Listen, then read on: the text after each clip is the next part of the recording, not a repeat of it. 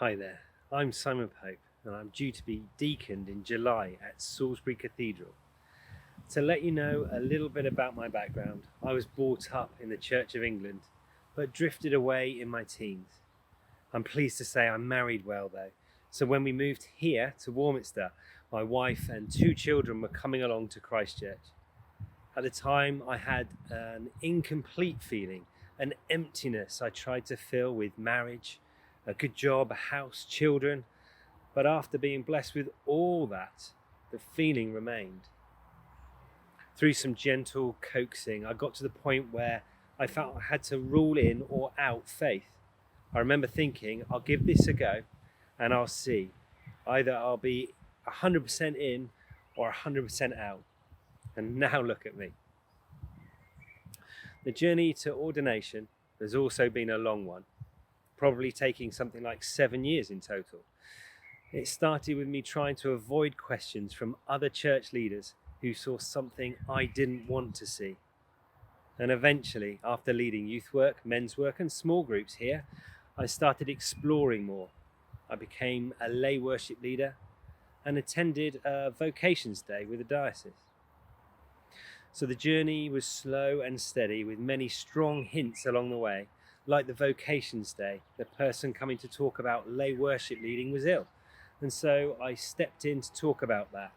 God once again making it clear he didn't want me hiding at the back where I'm probably the most comfortable. Training has been no easy feat over the last few years. I've been learning in mixed mode at Trinity College, Bristol, and here at Christchurch, Warminster. Trinity is a wonderful place full of loving pastoral care and phenomenal minds, a real privilege to be part of.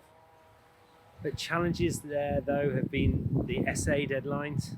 It had been many years since I'd written academic essays, but also learning through lockdowns and a global pandemic. Learning in block weeks all on Zoom was something no one would have chosen. And I am so grateful that the college managed to limit to only 3 block weeks like that. Although I'm going to miss my sending church here after 17 years in this beautiful community, I'm looking forward to the adventure God has for me and my family in the next year. The Avon River team of churches is a place full of opportunity for me to learn from some amazing people. In all honesty, I don't know exactly what God has in store, and I think that is what I'm looking forward to the most. Just stepping into the adventure, drawing close to God as he leads not only me but the whole benefice, and exciting to think what God might do and the small part I can play in our mutual flourishing. And if I was to ask God to change one problem in the world today, I should go for world peace, but I think listening has come up a lot for me recently. So really listening to each other and valuing difference.